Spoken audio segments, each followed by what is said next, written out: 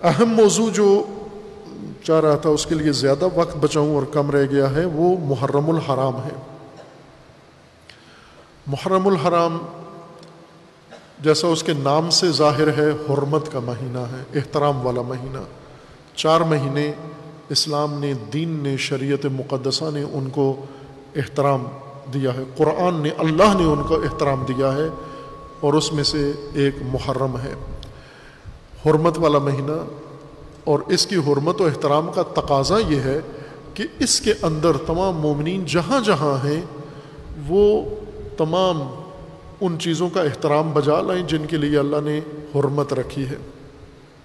حرمت خداوند تبارک و تعالیٰ نے دین کی حرمت رکھی ہے، قرآن کی حرمت مقرر کی ہے، انبیاء کی حرمت مقرر کی ہے، آل رسول کی حرمت مقرر کی ہے، خداوند تبارک و تعالیٰ نے مومنین کی حرمت مقرر کی ہے، امت کی حرمت مقرر کی ہے، اور رسول اللہ صلی اللہ علیہ وآلہ وسلم کے خاندان کی، ازواج کی خداوند تعالیٰ نے حرمت مقرر کی ہے۔ قرآن میں صراحت کے ساتھ ازواج رسول اللہ کی حرمت کا ذکر ہے، اور مومنوں کو کہا گیا ہے کہ یہ امہات ہیں تمہاری، یہ مائیں ہیں تمہاری۔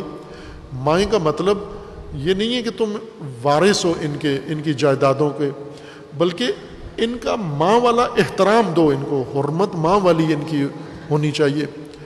جیسی بھی ہیں ان کا یہ نہیں دیکھنا کہ ان کا رویہ دیکھ کر ان کا آپ نے احترام کرنا ہے۔ اگر ان کا رویہ دیکھتے تو خود رسول اللہ پہلے ان کی حرمت اللہ ختم کر دیتا، چونکہ قرآن نے سب سے پہلے ازواج رسول اللہ کے رویوں کی مذمت قرآن میں اللہ نے کی ہے۔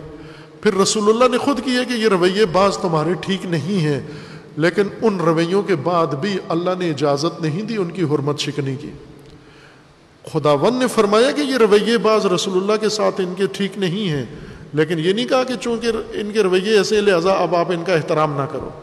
اسی طرح رسول اللہ نے خود ان کے رویوں کے بسا اوقات مذمت کی ہے، سرزنش کی ہے کہ یہ رویے تمہارے ٹھیک نہیں ہیں، لیکن پھر بھی رسول اللہ نے ان کی احترام کا سب کو کہا ہے کہ یہ حرمات والی شخصیات ہیں اور ہستیاں ہیں۔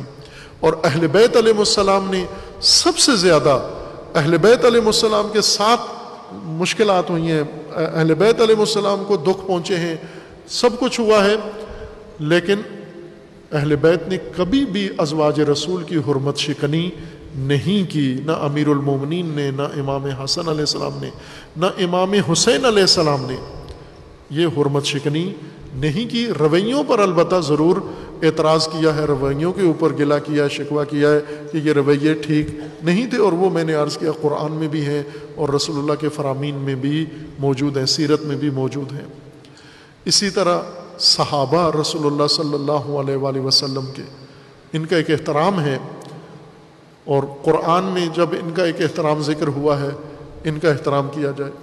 اگر کسی شخصیت کا احترام برفرض دین میں، اسلام میں، قرآن میں نہ بھی ہو، آپ کے مذہب کے نزدیک نہ بھی ہو، لیکن ان کے اپنے مذہب میں ان کا احترام ہے، سب سے بڑا معیار یہ ہے کہ ان کے اپنے مذہب میں ان کا احترام ہے۔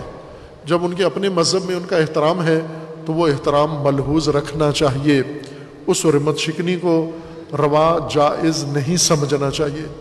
اگر ہندو ہے، ہندو اپنے کسی بڑے بھگت، کسی بڑے سادھو کی حرمت کے قائل ہیں، احترام کے قائل ہیں، تو آپ بھی اس کی حرمت شکنی نہیں کر سکتے۔ سکھ اگر اپنی کسی بزرگ کی حرمت کو اور احترام کے قائل ہیں، آپ اس کی حرمت شکنی نہیں کر سکتے۔ عیسائی، یہودی اگر کسی اپنے سلسلے کے بزرگ کے حرمت کے قائل ہیں، آپ احترام ملحوظ رکھیں ان کا۔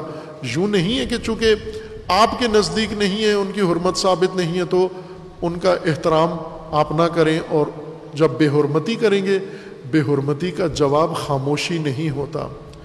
بے حرمتی طیش دلاتی ہے، بے حرمتی جھنجھوڑتی ہے، بے حرمتی غیرت دلاتی ہے، بے حرمتی عکس العمل پہ انسان کو اکساتی ہے، اور یہ جو کچھ پاکستان میں ہوا ہے یہ ان کاموں کا ہی نتیجہ ہے۔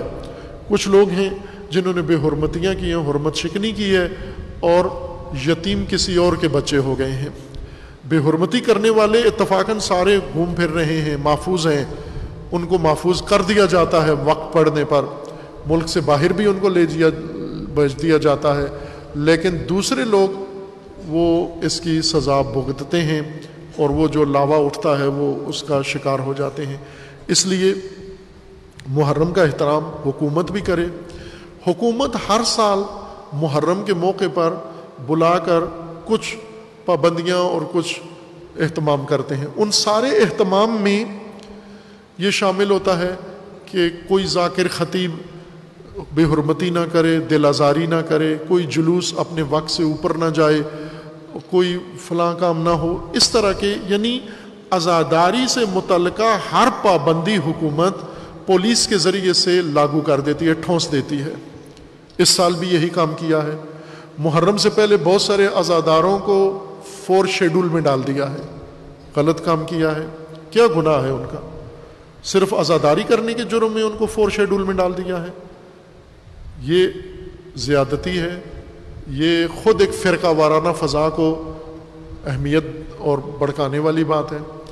دوسرا، جو بانیان کو بلا کر ان کو ہراساں کیا جاتا ہے کہ آپ نے اگر مجلس ایسے کر دی، ویسے کر دی، سپیکر لگا دیا، بات اونچی ہو گئی تو ہم آپ کو پکڑ لیں گے، فلاں کر دیں گے، بند کر دیں گے، یہ ہراسانی، یہ بالکل حرمت حرم نہیں، محرم نہیں ہے۔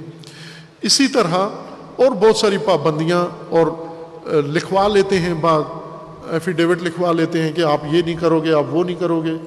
کیا باقی ایام میں بھی ایسے کرتے ہیں آپ؟ رمضان میں بھی ایسا کرتے ہیں؟ تراویحوں کا ٹائم رکھتے ہیں آپ؟ لائسنس دیتے ہیں تراویح پڑھنے کے لیے؟ کیا آپ میلاد کے دنوں میں تقریروں کے لیے ٹائم رکھتے ہیں، پابند کرتے ہیں، قوالیوں کا موضوع پہلے ان کو بتاتے ہیں؟ وہاں تو نہیں کرتے یہ کام۔ احترام حکومت بھی کرے محرم کا، احترام حکومت یہ کرے کہ تمام وہ کام جو حرمت محرم کے مخالف ہے وہ بند کرائے، ناچ گانا بند کرائے، ڈانس کے کلب بند کرائے،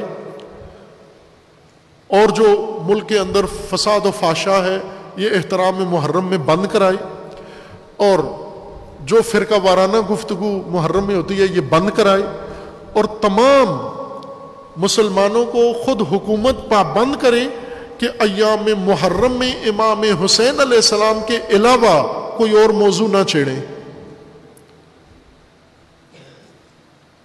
ابھی ایک اشتہار سوشل میڈیا پہ چل رہا ہے عرس یزید لعنت اللہ علیہ، چل رہا ہے، معلوم نہیں اصلی ہے فیک ہے، باہر کیف چل رہا ہے۔ حکومت نے کیا کیا؟ کوئی عکس العمل دیا؟ کوئی پکڑا کسی کو جا کر کہ محرم میں آپ عاشورہ محرم میں، عشرہ محرم میں آپ یزید کا عرس کرانے کی اجازت دے رہے ہیں پاکستان کے اندر، پنجاب کے شہروں میں؟ یا بعض دیگر مناسبتیں محرم میں زندہ کی جاتی ہیں کہ یہ فلاں کا بھی دن ہے، فلاں کا بھی دن ہے۔ حکومت کو چاہیے یہ بھی پابندیاں لگائیں، اور حکومت کو چاہیے کہ ایام محرم کو مختص امام حسین علیہ السلام کے ساتھ کر دے، اور جو بھی امام حسین علیہ السلام کے علاوہ کوئی موضوع چھیڑنا چاہتا ہے اس سے پابندی لگائے۔ حکومت یہ کام بھی کرے۔ احترام محرم سب پر لازم ہے۔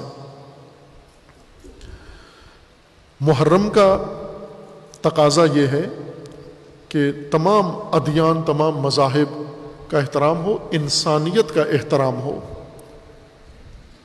انسانیت کا احترام۔ چونکہ ہر حرمت کا مہینہ ہے، احترام کا مہینہ ہے، تو یہ احترام ملحوظ رہنا چاہیے۔